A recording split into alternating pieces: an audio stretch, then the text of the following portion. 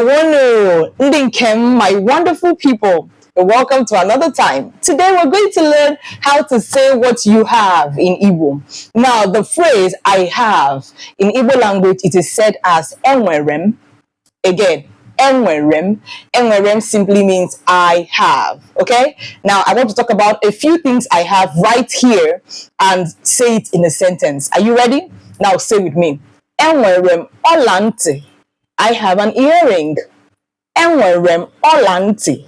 I have an earring. I can also say enwerem akwụkwọ. I have a book. Enwerem akwụkwọ. I have a book. I can also say enwerem efere. I have a plate. Enwerem efere. I have a plate. Now I want you to tell me the things that you have using the sentence phrase enwerem. These and many more are some of the things we teach in our classroom. You really want to be in class. If you really want to learn Igbo, you are not in our class, then where are you? Where are you? We have a rich, robust curriculum that will cater to your Igbo learning needs and get you speaking Igbo fluently as quickly as possible.